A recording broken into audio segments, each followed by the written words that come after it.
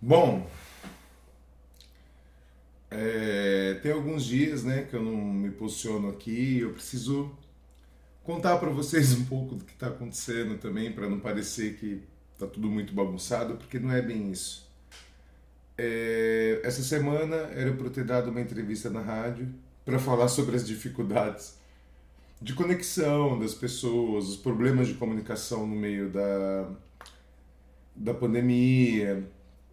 Enfim, né? Eu ia falar um pouco sobre esses assuntos, que isso tem a ver com a educação, e eu não consegui. Assim, eu fiquei inatingível na tecnologia, eu não conseguia por telefone, por internet, foi um auê.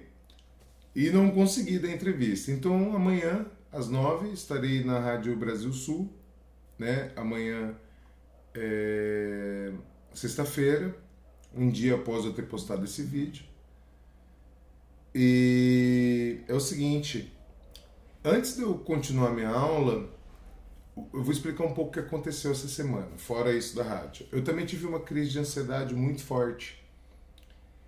E eu não consegui produzir porque eu não quero produzir por obrigação, principalmente me desrespeitando. E aí eu falei, pô, vou ver o que aconteceu, né? Como é que aconteceu, que coisas foram ditas e o que eu mesmo disse. E eu fiquei pensando no último vídeo que eu tinha dito um pouco mais sobre a realidade do aluno, da escola, ficou uma coisa mais voltada para a família. Então esse vídeo aqui ele é só um comentário mesmo, um desabafo, para vocês entenderem que não é fácil. Eu estou conversando com muitas pessoas, estou sendo muito bem acolhido, elas estão lutando junto comigo, isso é muito importante. Mas eu queria falar algumas coisinhas. Então eu fui pesquisar, por exemplo, como que eu poderia falar sobre o professor. Então, fora a questão salarial, né, existem muitas coisas para dizer sobre o professor. E eu preferi começar com a relação da saúde mental, ou seja, o professor está bem da cabeça para dar aula? E está bom das ideias? Entende? Porque eu fui pesquisar no site da PP alguma outra coisa sobre o assunto, e aí tinha uma matéria lá, e se vocês podem pesquisar, tá? Não vou ficar também tão preocupado em passar link, porque é um comentário hoje. Então lá no site, uns links vão ter, tá bom? Lá no site da PP tem uma matéria que nos demonstra que entre 2014 e 2018 o número de suicídio entre professores aumentou 15 vezes. Ou seja, em 2014 era o número, né? Foi uma pessoa que tirou a própria vida, e em 2018 foram 15. E nessa trajetória você consegue perceber também que tem um aumento contínuo, vamos dizer assim. Não é que de repente foi 2014 um, 2015 um, 2016 um, como se não fosse um absurdo já isso. E aí de repente em 2018 15 pessoas fizeram isso. Não, tem um crescente. Então você buscar aí você vai achar, não é tão difícil não.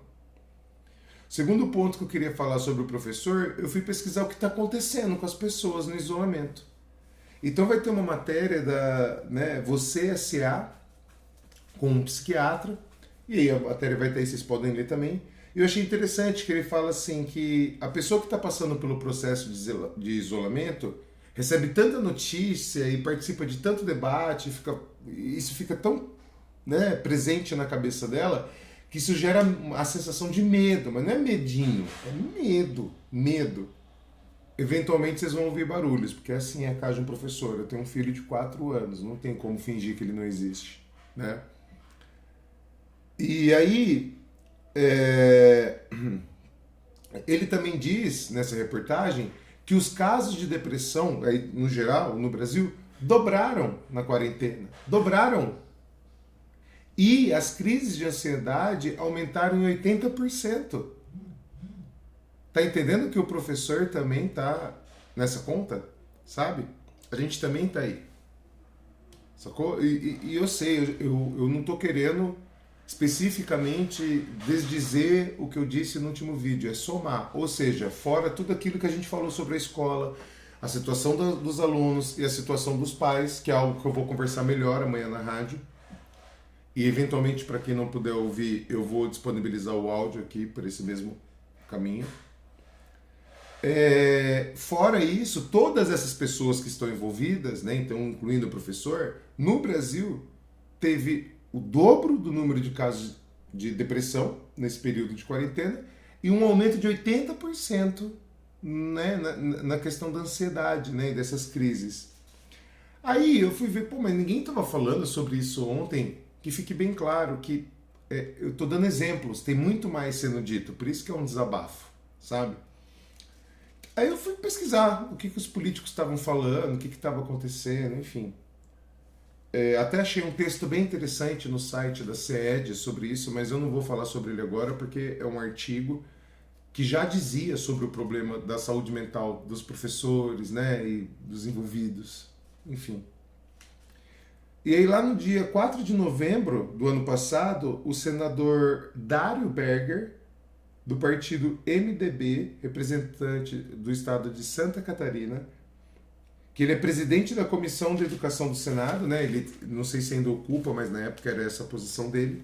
Aí ele me vem com as seguintes informações, isso sendo debatido lá no Senado Federal, em novembro do ano passado. Olha que interessante, ele vai colocando algumas pesquisas e ele fala: 2/3 dos professores passaram por problemas de saúde que os levaram ao afastamento. Ou seja, passou por algum tipo de problema pessoal, né, no nível da saúde que não tinha condições dele estar em sala de aula. Vamos aos principais motivos? Vamos lá.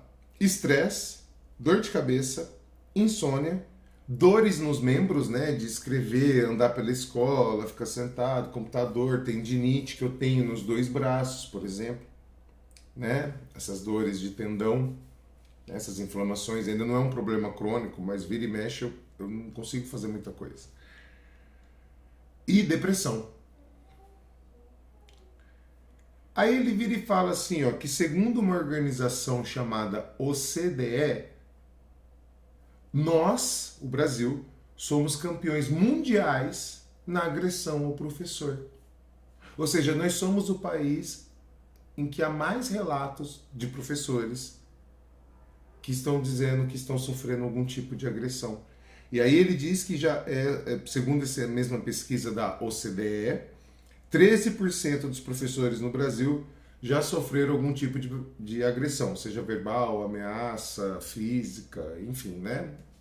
Agressão. Aí eu falei, pô, eu entendi, quero saber esses dados da OCDE. Então eu baixei. Aí eles são em inglês, então eu tô lendo para ler com calma, ler com tempo, né? Tô anotando as coisas que eu vou fazer para poder debater com as pessoas. E eu fui ver o que a imprensa já tinha dito sobre o assunto. E tem vários outros exemplos, isso que eu tô falando. Eu tô pegando uma ou outra coisa só para vocês verem que tudo isso já foi explicado. Não tem como dizer que não, tá? Então, no site da Nova Escola, quando eles vão falar os dados da OCDE, vai estar aí a matéria, o link para vocês. Lá está escrito o seguinte: nós investimos pouco por aluno no Brasil, tá? Então eu peguei só o ensino médio como exemplo. Lá ele fala pelo ensino fundamental e outras etapas. Então ele fala que no Brasil, por ano, a gente gasta 3,7 mil dólares por aluno.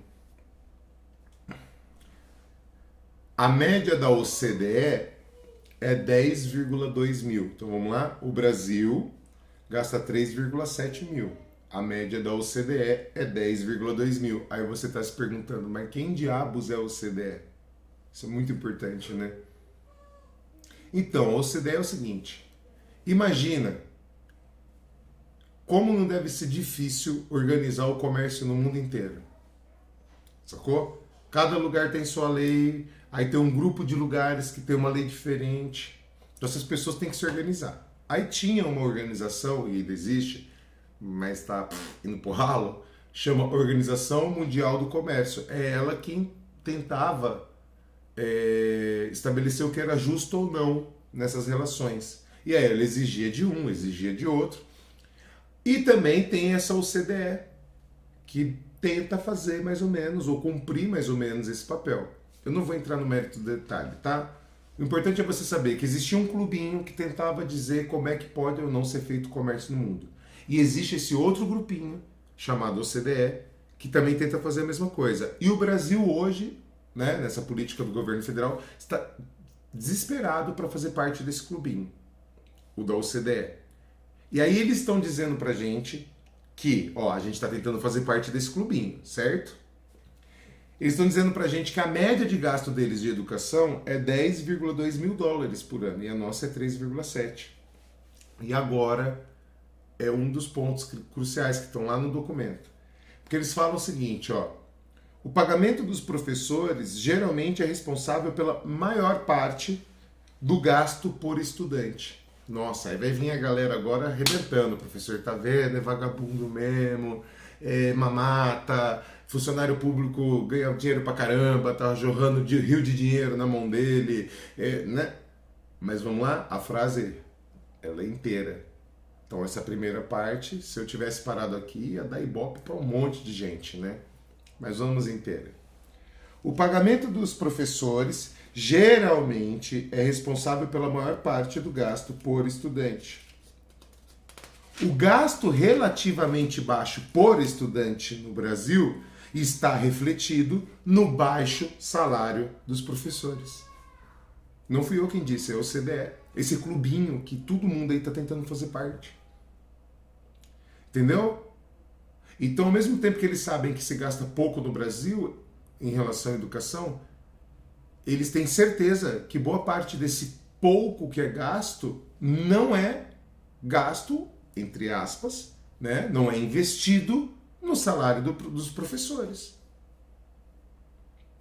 Aí lembra das outras coisas que eu falei? Depressão, suicídio, situação de pandemia, e a gente não recebe bem. Vocês viram o meu salário, eu botei meu contra-cheque aí na tela. Quem achar que 3 mil reais é muita coisa não sabe o que é o mundo.